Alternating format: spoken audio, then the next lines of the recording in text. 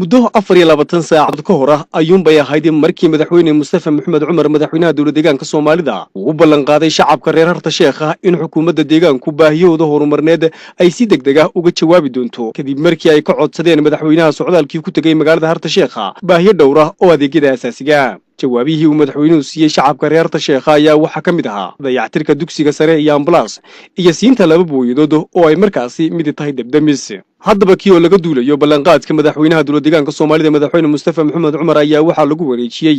magaalada Harta Sheekh labadii booyadood ee ay mid dabdamiska ahayd muddo ka yar 23 saacadood oo laga joogo xilligii uu madaxweynaha dowladda deegaanku u ballan qaaday shacabkaasi in xukuumaddu ay jawaab ka siin doonto baahiyooga labadani booyadood ayaa waxay si rasmi ah ugu wareejiyeen la taliyaha madaxweynaha mudane Abshir Xuseen Cabdullaahi iyo wasiirka xafiiska TVEdka dowladda deegaanka Soomaalida mudane Cabdiraxmaan Ciid duqa dowladda hoose magaalada Harta Sheekh mudane Barre Qorne mudane Cabdiraxmaan Ciid wasiirka xafiiska TVEdka dowladda deegaanka ayaa kadib markii ay si rasmi ah ugu wareejiyeen alaabtan cadeeyay inay jawaabtani tahay ballanqaadkii madaxweynaha dowladda deegaanka Soomaalida uu ballan qaaday shacabka reer Harta Sheekh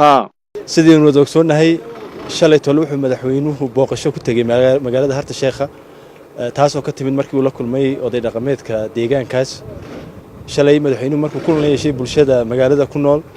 waxaa jirtay inay u soo gudbisteen waxyaabihii magaaladu ay u baahnayd oo ka mid ahaayeen labadan booyadood ee hadda halkan taagan mid waa tii biyaha lagu dhaaminayay midna waa dabdamiskii magaaladu magaalo ballaaran oo dad badan ay ku nool yihiin oo inta badan u dhibnayd dabdamis la'aan aan ka jirin magaalada marka waxaan maanta aad uga faraxsannahay inaanu ku wareejino duqii magaalada labadan booyadood oo qaybtii ugu horeysay ka ah waxyaabihii uu madaxweynuhu soo ballan qaaday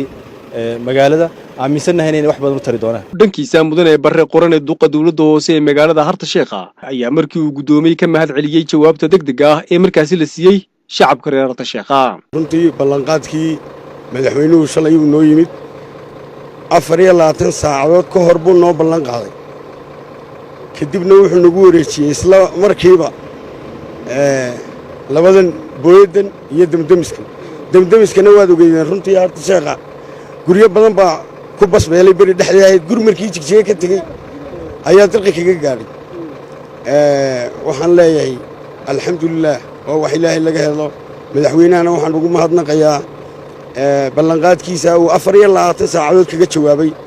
alxamdulillaah baan leeyahay labadani booyadood ee lagu wareejiyay magaalada Harta Sheekh ayaa waxay hordhac u yihiin jawaabaha ay xukuumadda deegaanku ka bixinaysay codsiyadii kala duwanaa ee ay markaasi shacabku u soo gudbiyeen xukuumadda